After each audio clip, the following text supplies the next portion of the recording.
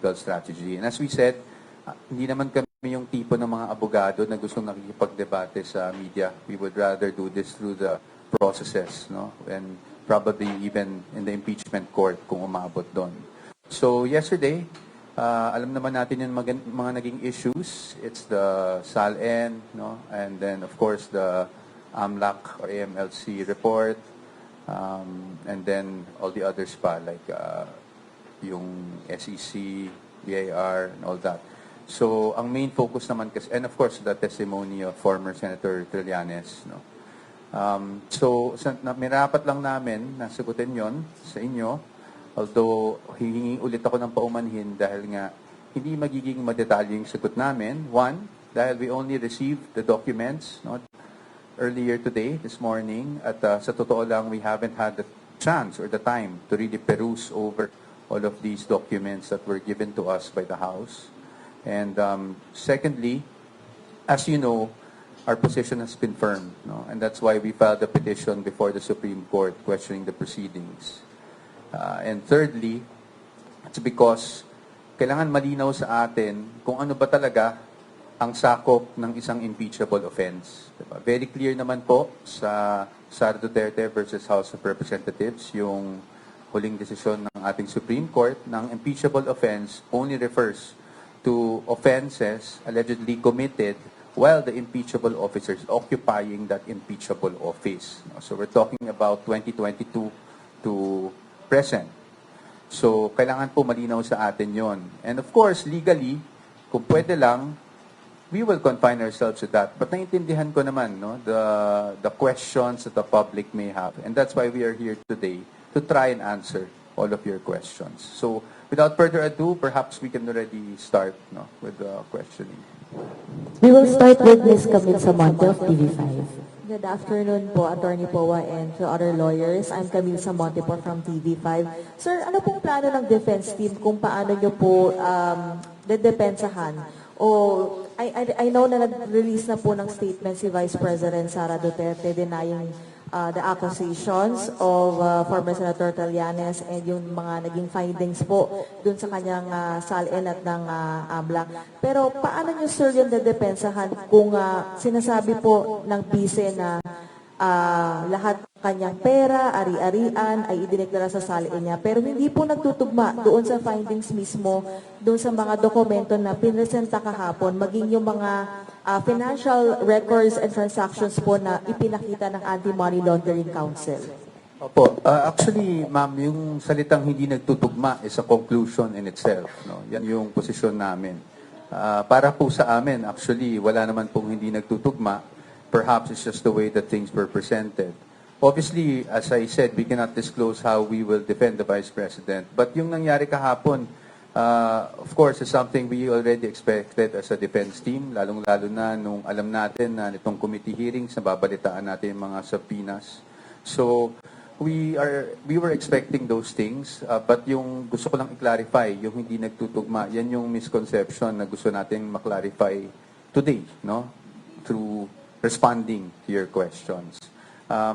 Again, we cannot go into details on how we will defend, but syempre, iba kasi. Ang point namin is yun nga iba yung pag nasa trial na tayo kasi at least doon, we can test the credibility not only of the witnesses but even the documents that are being presented.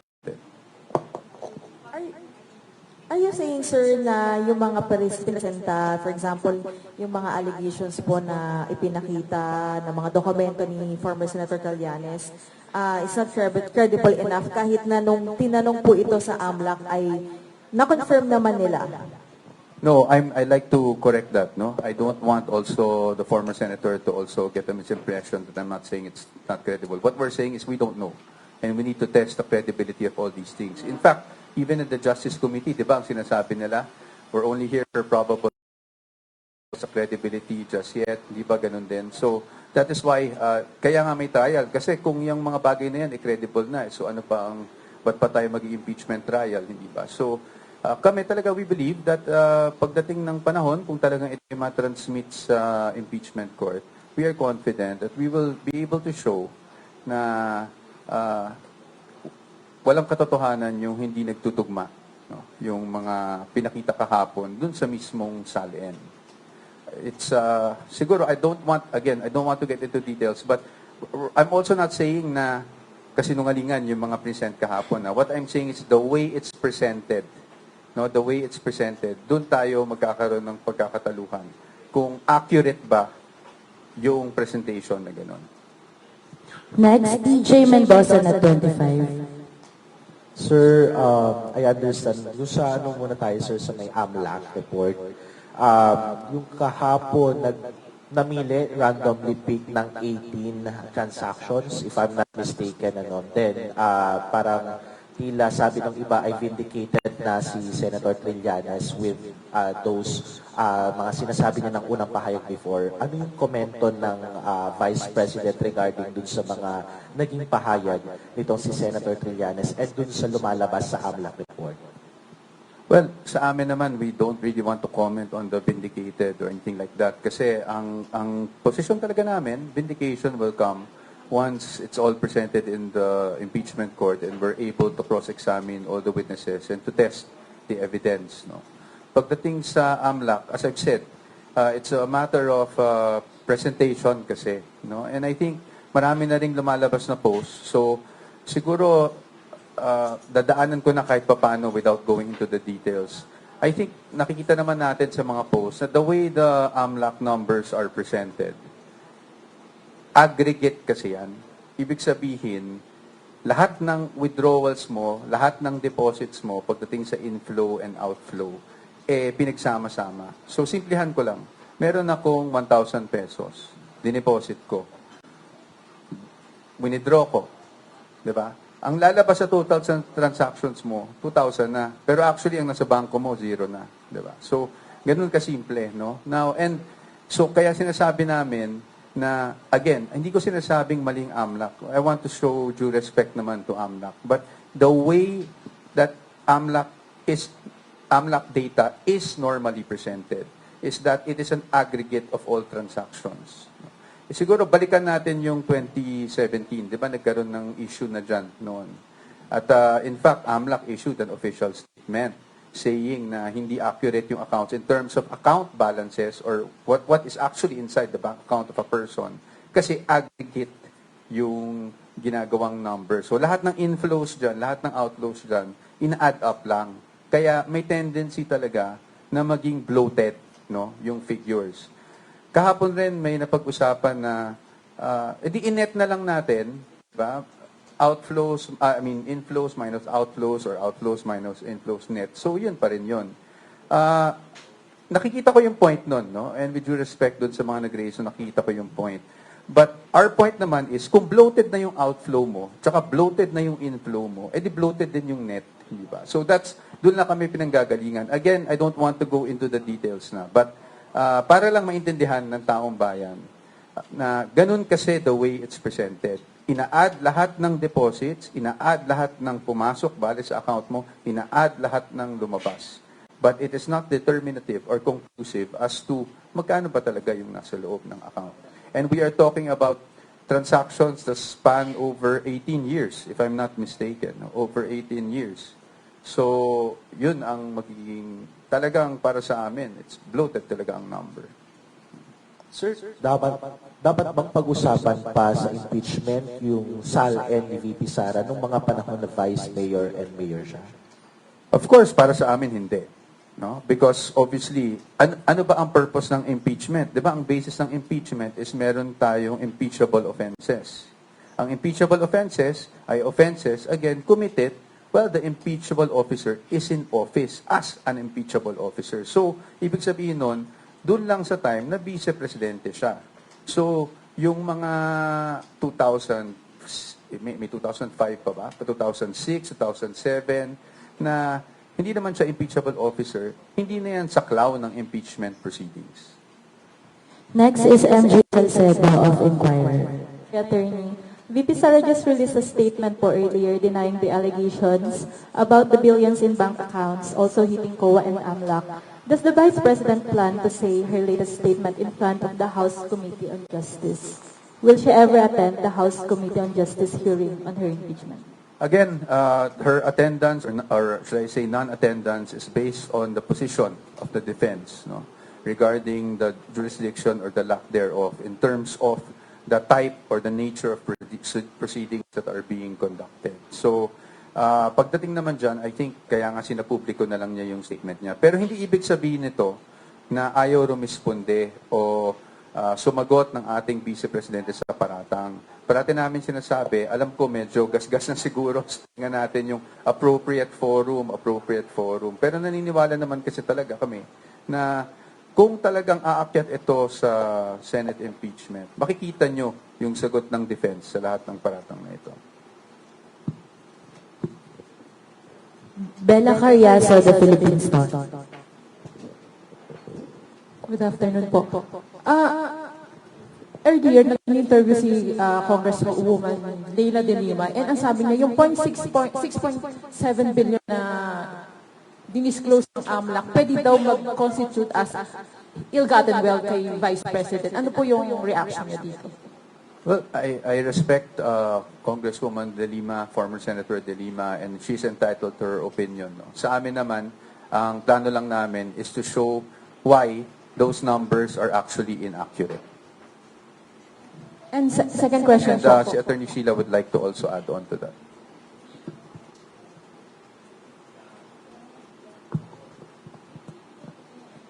Just in addition to what Mike had already said, I think what's important for us to understand at this point is that a mere presentation of supposed evidence before a committee that is not authorized to conduct trial does not really amount to proof.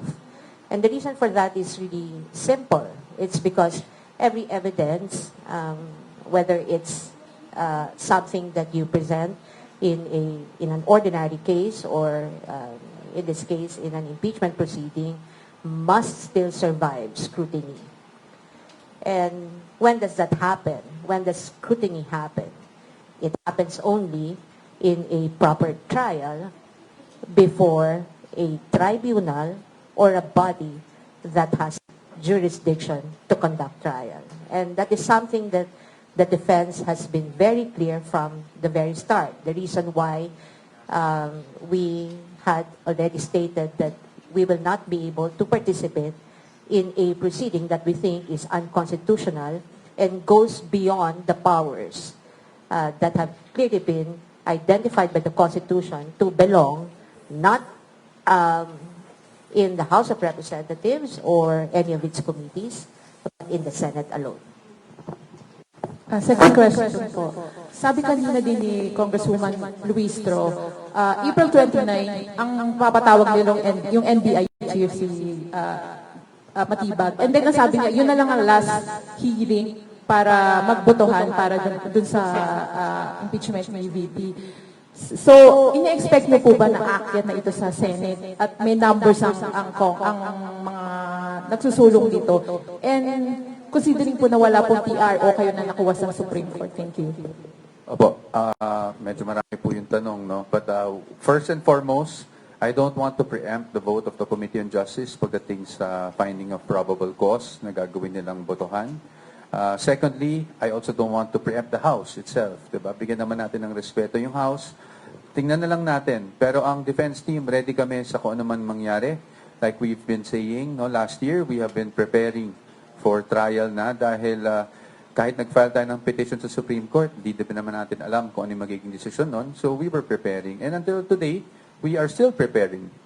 So ano na lang po tayo, no? I don't want to preempt, I don't want to speculate kung may boto man o walang House. I think it's best directed to the House members themselves. Pero kami, we're just ready for any eventuality. Next is Red Mendoza from Manila Times. Hi po. Good afternoon po, attorneys. Merong of course nagsabi po my first question is, nagsabi po si Congressman Benny Abante kahapon sa hearing kahapon na the only way for the Vice President to answer the allegations is to face the impeachment court. Or the Committee on Justice hearing. Nagmamakawa pa nga siya na dapat daw pumunta raw si VP sa hearing para ma-hear yung side niya. And there's also a recent interview by former Corona Defense Counsel Judge Roy na sinabi niya na ito na ang pagpunta daw ni VP sa Committee on Justice is the strategic way for her to defend herself. What's your thought on those comments po? Well, as to yung strategic way or not, I think our position has been very clear. It's about jurisdiction to conduct the proceedings that we feel are already bordering on trial, no? If not trial itself. So yun naman talaga yun. It wasn't really anything strategic. It was really something we had to file based as lawyers dun sa nakikita naming developments.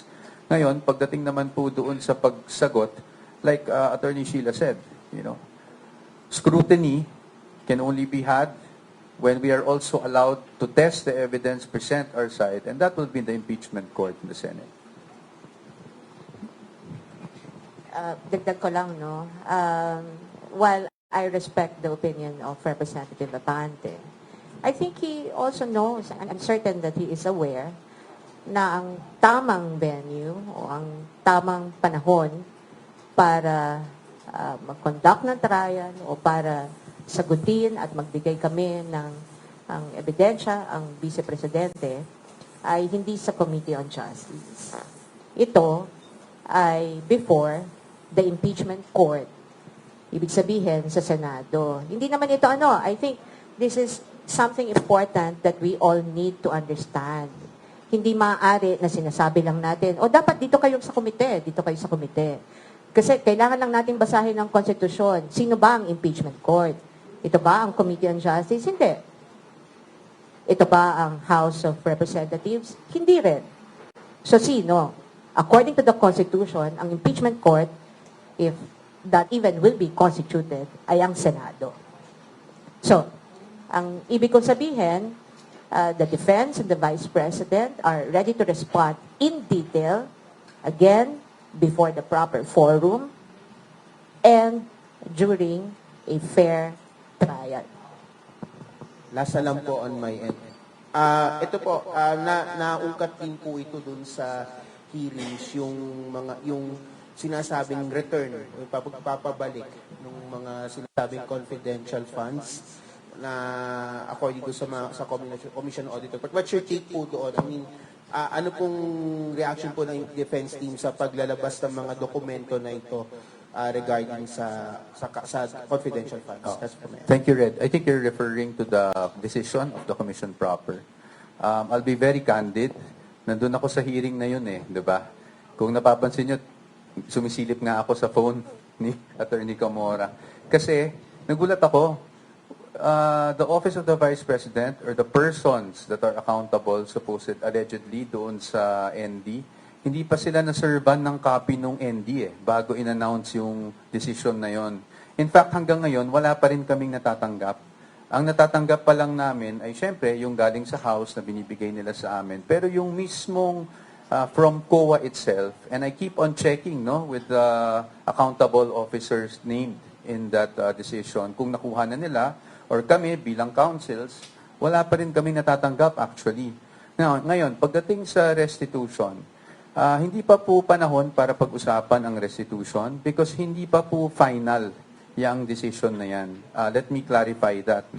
After a decision is rendered by the commission proper that is adverse, in this case, to the accountable officers of the OBP, meron pa pong 30-day period within which we can file an MR or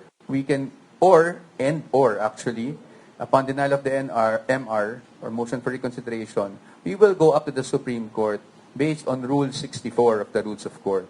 At yan po ay nasa COA rules mismo. So we just wanted to clarify para lang klaro tayo lahat dito. The commission proper has decided, yes, wala pa kaming kopya. And secondly, hindi pa po final yan dahil may remedies pa po ang mga officials ng OVP. Again, motion for reconsideration within 30 days. And then, upon denial, kung ano man ang balanse ng 30-day period na yon, ay maaari pa kaming umakyat sa Supreme Court on Rule 64. At doon lang po sa desisyon ng Supreme Court magiging final itong disallowance na ito. Ms. Marisol Abdurrahman of GMA News. necessarily going into details, like how would you explain yung actually medyo nakakagulat itong more than 600 suspicious transactions at pinimension yung almost 7 billion na amount na binanggit.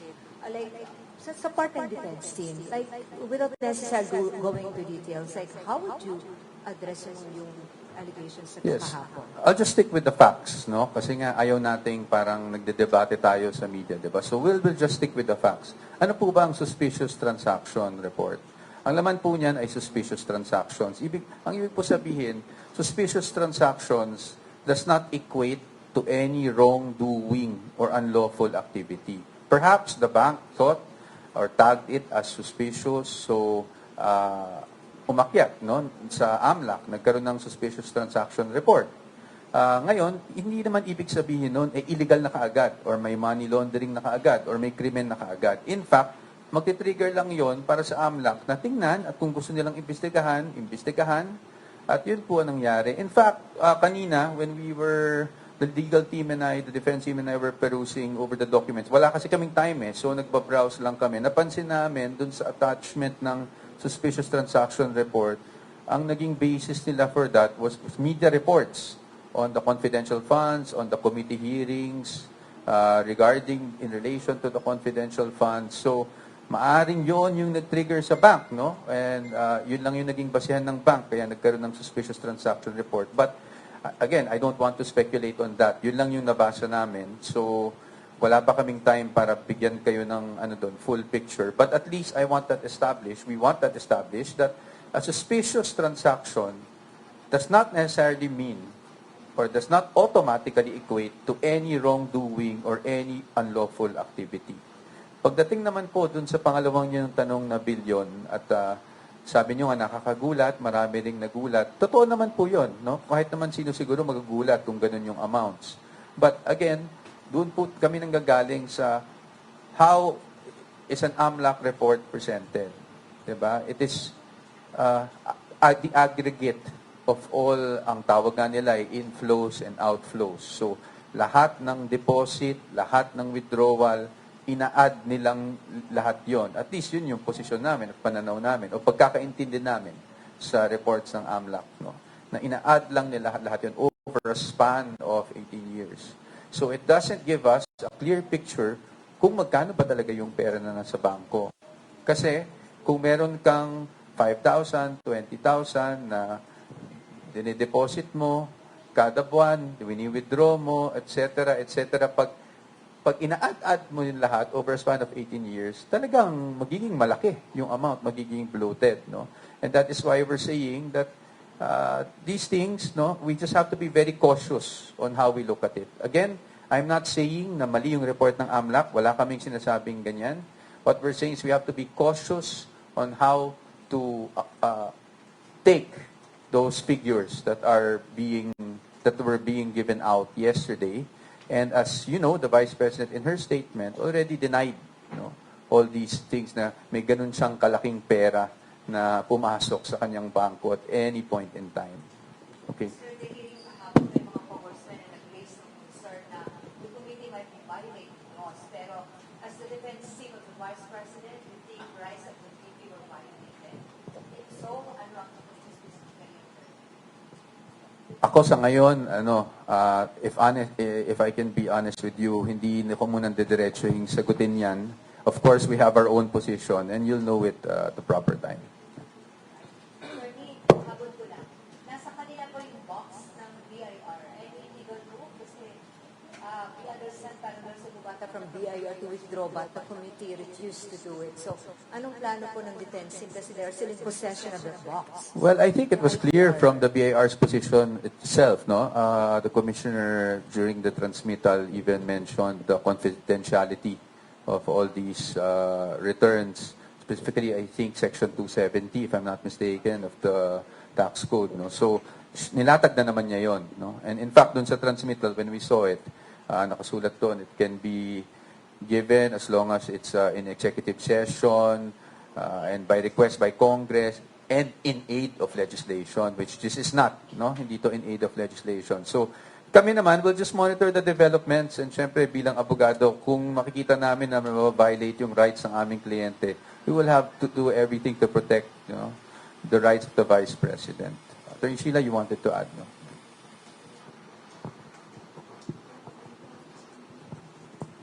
Just in addition, balikan ko yung tanong ni, what's the name of the lady? Ni Miss Marisol, with respect dun sa sinabi niya na kagulat-gulat daw, marahil, no, kamangha-mangha na bilang ng salapi na sinabi o binanggit kahapon sa Committee on Justice. Pero I think what we also need to remember is, despite the alleged amount that were presented yesterday, doon sa sinasabi nila na AMLAC reports, ng SDRs, CTRs, etc. Walang kahit ano na sinabi rin ang AMLAC that any of these SDRs or transactions was linked to any unlawful activity. Yun ang dapat na malinaw. And I think yun ang dapat din nating maging gabay, no? Bago natin paniwalaan o kunin yung mga impormasyon lamang na inilalatag sa ating harapan. All I'm saying is, before we draw any conclusions, again, we should look at the fundamental issue. Kailan ba ang tamang panahon para matest itong mga sinasabi nilang ebidensya? At saan? Tamang panahon, during trial, before the impeachment court. And the defense team is ready to respond in detail when that happens. Next is Ms. Victoria Tulad, ABS-CBN. Good afternoon po. Kahapon po lumabas din sa hearing na di umano nakatanggap ng pera si VP Sara and her relatives from a certain Samuel Uy na allegedly ay isa pong drug lord. Comment nyo lang po dito. And does she know Samuel Uy?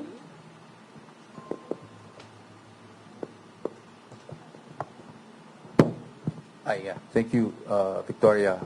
As to her personally knowing Samuel Uy, hindi namin napag-usapan pa. But with, I think it's open, it's public information naman na kaibigan talaga ni PRRD, si Samuel Uy. Now, as to the allegation of him being a drug lord, I think that's, I don't have the facts. That's merely an allegation, no? So we shouldn't conclude anything out of that. Again, unless proven in the court of law, I don't even want to go there and say alleged drug lord. Saka, kawawa rin naman kasi yung tao, no, na nadadama yung pangalan. Pagdating dito sa mga perang na banggit kahapon, I think ang sabi ay manager's check. We have to note that ang nakasabi lang naman is a manager's check was allegedly nagpagawa ng manager's check, allegedly si Sammy Uy, wherein the recipients are the Vice President and ganito and who else. So, yun lang yung nakasulat no?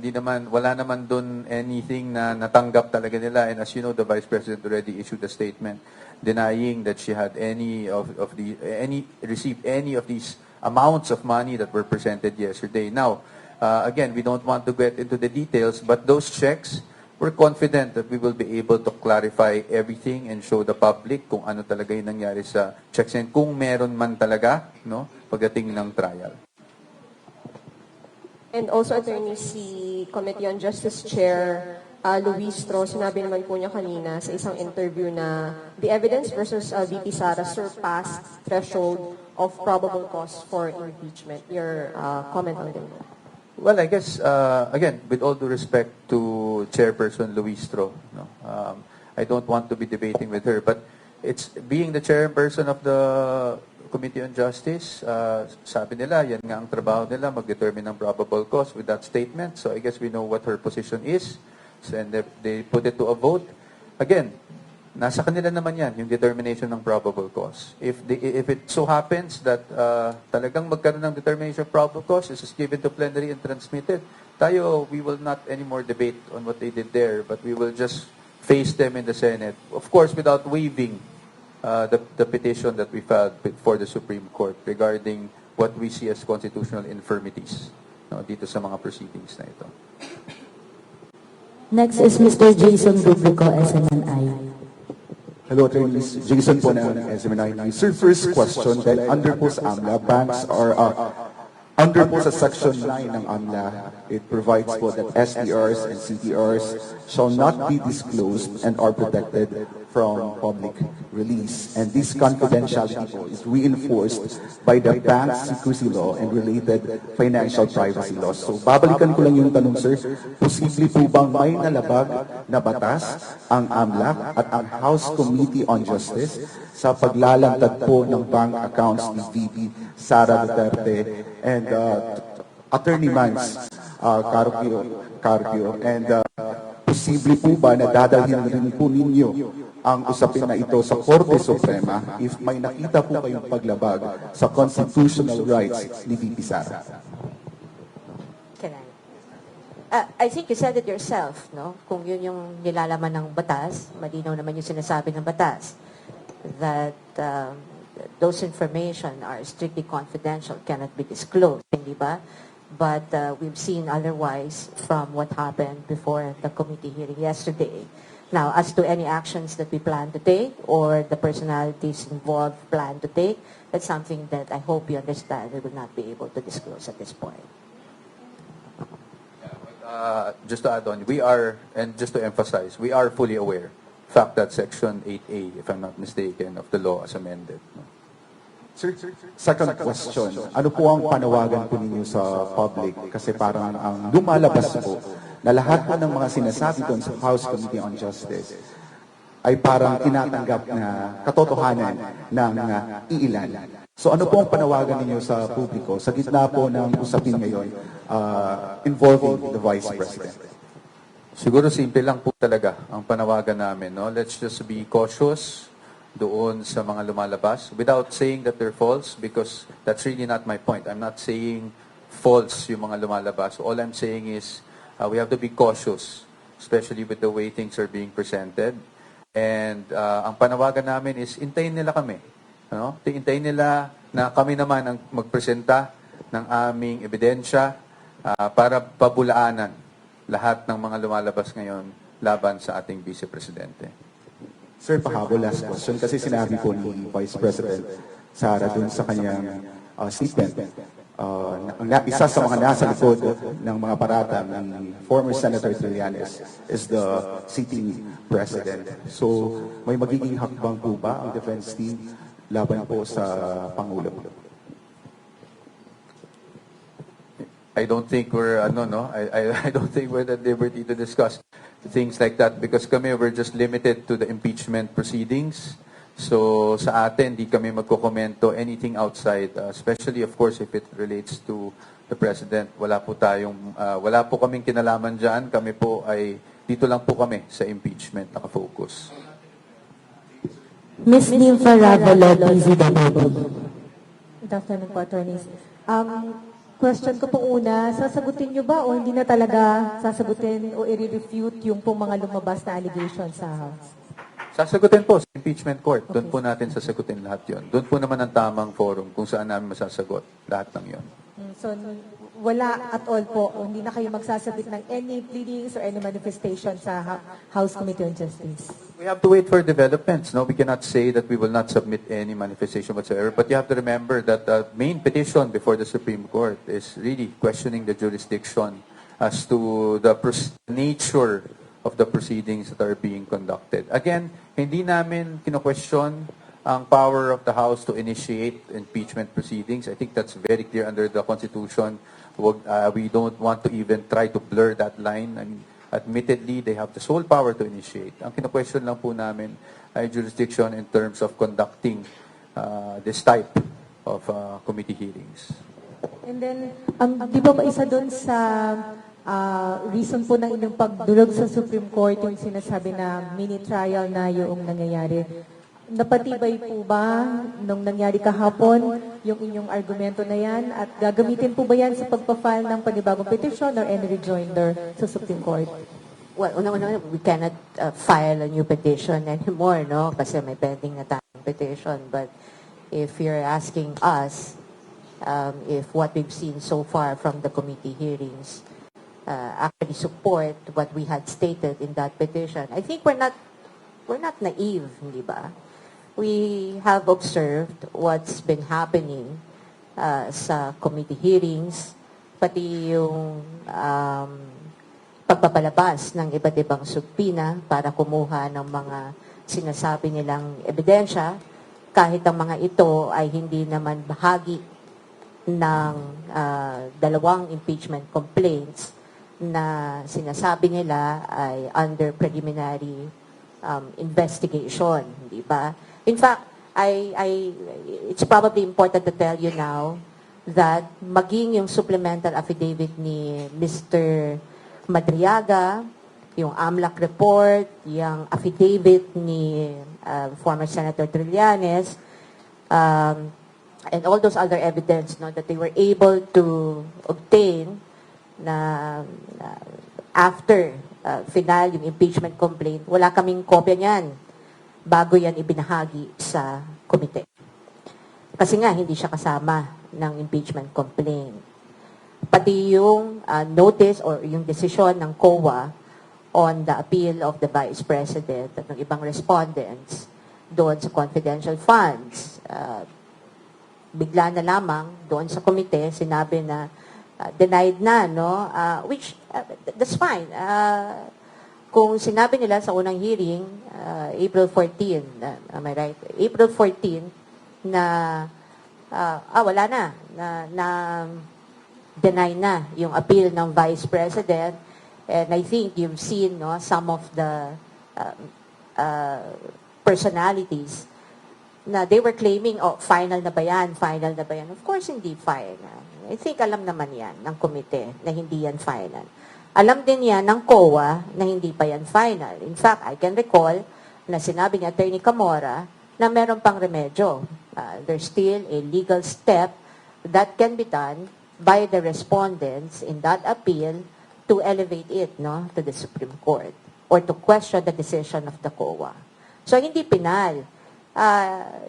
Kung ipipilit na pinal na yung COA decision na yan o yan ay maaari nang maging batayan para doon sa sinasabi nilang pagbabalik, restitution, etc., etc., mali yan. Mali. I mean, I invite you all have access to the internet. You will find na hindi yan pinal. At kung sino man magsasabi na pinal yan, ay hindi nagsasabi ng tama. Mr. Lance Mexico, Newswatch Plus. Salamat po.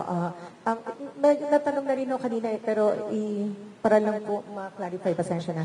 Sa tingin niyo ba na na-violate ang mga karapatan ng Vice President dun sa pag-release ng mga information ng AMLAC at ng documents ng BIR kahit na hindi nabuksan yung sa BIR documents, and what do you intend to do about it? Same answer po. We are aware of provisions of law that provide for the confidentiality of such documents. As to what we're going to do about it, as I said, we're not at liberty to disclose the legal steps that we will be taking regarding these matters. Mr. Lance Mexico, Newswatch. Good afternoon, sir. So, kanina po you've also explained kahit hindi masyadong detalyado na dun sa 6.7, it's probably aggregated, etc. Perhaps, sir, without going into detail lang din, what's the simple explanation dun po sa wala daw cash on bank and in hand si VP Sara from 2019 to 2024, and yung 3 years dun at least ay sakop nung kaniyang termino bilang Vice President? Opo. Thank you for that question, Sir Lance. No, I guess the simple explanation in consultation with, of course, the client, because is she disclosed. She disclosed. No, I can understand na the confusion kasi accurate naman sinasabi, walang line item ng cash in bank. Accurate naman yun. No? But what I'm saying is she disclosed because it was all lumped under yung others. No? Kasi sa personal items, kung makita nyo dun sa SALN, nakasulat dun vehicles, or others, ganyan. So, yung cash in bank, kasama siya dun sa others. So, she disclosed, no, yung walang sinasabi doon na wala siyang cash in bank. Nakalump lang siya sa others. Okay. Thank you, sir. But I just wanted to clarify kasi baka sabihin parang sinasabi naming mali o sinungaling yung mga House members yesterday. Hindi naman po. Kasi ang sinasabi naman nila is walang line item ng cash in bank. So now we're just clarifying upon consultation with our client na she disclosed all of those actually. It was just lumped under others or I think various, one of those things. Alright, thank you po for the explanation. Yung isa ko naman pong tanong, you've mentioned, sir, no, na, and si ma'am, sabi niyo hintayin na lang yung publiko na dun sa detailed answer kapag dumating tayo sa trial. But sir, siguro, just in the scenario na walang probable cause or there's no trial na mangyayari sa Senate, even though may mga nagsasabi na ng mambabatas na may probable cause to move the impeachment proceedings or move the impeachment case, can the public still expect a detailed answer on these allegations and these financial records kahit po walang trial? Wala pa kasi tayo doon, so napakahirap sumagot. But this is partly also why we're here, diba? Because we all realize this is both a political and legal exercise, diba? It's a sui generis matter. Kaya nga, kahit kami, sa totoo lang, ayaw namin nagpapa-interview. In fact, ako, try talaga ako although kailangan, nagtatry akong umiwas sa inyo. Alam niyo yon kasi minsan nakikiusap ako sa inyo na hindi mo na magpapa-interview because kami, we're more focused on the legal. Ayaw namin nung public debate. No? But in any case, we do understand that along with the legal, this is also a political matter. And that's why as much as I can, and the defense team can, we try to, oblige certain interview requests para lang ma-explain sa public generally. Para lang hindi magkaroon kaagad ng misconception dun sa mga nangyari. But we're too far from that. Tingnan muna natin kung anong magiging desisyon ng ating House of Representatives ukol dyan. At kung magkaroon man ng, you never know. Sabi nga ng Senate, they will start the trial forthwith kaagad pag umabot sa kanila itong articles of impeachment. So pinaghahandaan talaga ng defense team yun sa ngayon. Lastly, Mr. Chad Gatchalian of Billionaire News Channel. Good afternoon po, attorneys. May one more hearing pa sa April 29. Ang topic daw na pag-uusapan is i-scrutinize yung alleged evidences, threats umano ni VP, kay PBBM, kay First Lady at former House Speaker Romualdez. Ano po yung expectations ninyo dun sa hindi nagaganapin? And so far, kahit wala pa yung presentation of evidences, ano ba yung overall stance ng defense team with that issue? Well, actually, the issue of grave threat is pending litigation. It's nasa DOJ yan, no? So we have already submitted our defenses there. Pagdating naman sa expectation namin sa hearing, honestly, mas maganda siguro itanong na lang sa members ng Justice Committee kasi wala talaga kaming alam kung ano yung mangyayari that day.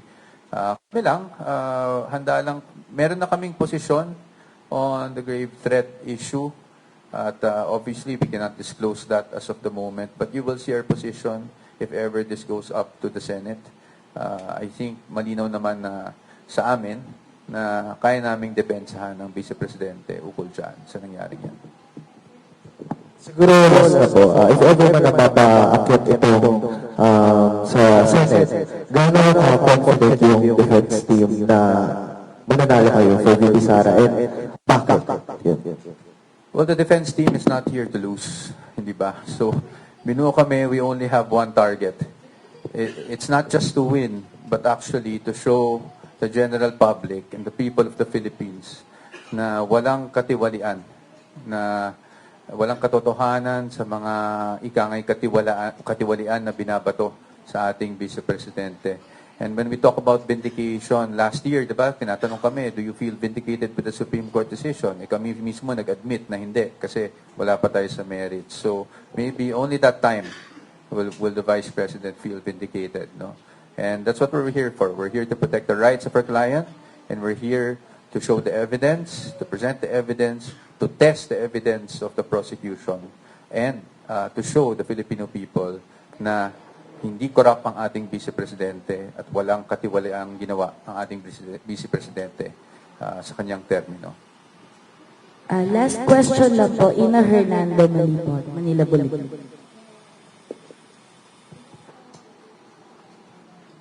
Hi, Ina. I haven't seen you for so long. Hello. Hello, sir. Hello, everyone. Just one question lang po. No? How is your client, the Vice President, amidst all this? You mentioned kanina that you've discussed things with her. So, kumusta naman po siya amidst all this? Business as usual, ang ating Vice Presidente. I really admire her strength, no, throughout all this. It's been happening since, I think, 2023 na parati siyang may atake. So, and I've seen it up close when I was with her. So, kilala niyo naman ang Vice Presidente natin. She's just business as usual. She's going about her business, dito sa OVP. Sinisigurado lang niya na tuloy-tuloy ang mga proyekto ng OVP. At pagdating naman dito sa mga problemang legal, nandito naman ang defense team niya na binuo niya maaga pa para nga sigurado na siya na madedepensahan siya ng tama, no, kung sakali mang umabot tayo sa impeachment trial. We thank our colleague from the media. Before we end, we invite the defense team to share any closing message. Siguro, hindi na po kami mag-closing message. Isang malaking pasasalamat na lang po sa inyong lahat. At isang paumanhin, because in the next few days, I will really not give too many interviews. Pili lang po talaga, not because of favoritism or anything like that, but because, as you know, again, we do not want to litigate this case in the media. We want to follow process. At pagdating sa media, it's really clarifications that we give. We respect yung pananaw both ng mga supporters natin and even those who are against us. So we don't want to engage in any debate with them. Clarification lang din po yung gagawin ko sa media in the next few days. At anytime naman po na sa tingin namin kailangan talagang may ma-clarify na malaking bagay, we will always be here to give you a press con. And pag nagsimula naman po siguro yung impeachment trial, we will definitely oblige, no? In fact, that's why sinama ko rin dito si Attorney Narvasa, si Attorney Bodota, meron pa kami si Attorney Benluan, who will also help me pagdating sa communications sa media, kung ano yung mga pangyayari para lalong maintindihan ng ating mga kababayan kung ano yung mga legalidad at pangyayari na mangyayari sa trial sa pang-araw-araw. Thank you. Yeah, sige po. Times and we're asking this again, Attorney. So, may isa pang hearing. So, are you saying na wala na talaga kaming aasahan na any attendance from the VP nor anyone from the defense team dahil talagang doon lang kayo sa impeachment court sasagot? Yes, because that has always been our position. And we have to be and I think the members of the House also understand that is our position. We filed a petition before the Supreme Court and we have to maintain and be consistent with that position. I had to ask kasi that the chairman kahapon made an emphasis again na for the second time, ang empty chair lang ang aming kaharap. So, she's still maybe somehow hoping still that, one day anybody from the team or no less than the VP would appear at the Opo, sa amin, that's our position. From the members of the team, again, it's the same Kung pumunta kami doon, it will be inconsistent with our position. And even if it wasn't, wala din naman kaming magagawa doon because again, our role is only to assist. We are the client, no? We can, or the respondent in this case. We are not even allowed to cross-examine, which is okay because again, what we're saying is, if it does go to trial, let's wait for the trial. Hintayin na lang kami mag-cross-examine so we can unmask, all these witnesses against the Vice President and show you kung ano ba talaga ang nangyari dito sa mga aligasyon na ito. This concludes our press conference. On behalf of the impeachment defense team, we thank you for your time and your cooperation. Good afternoon. Thank you very much. Maraming salamat po sa inyong lahat. Magandang hapon.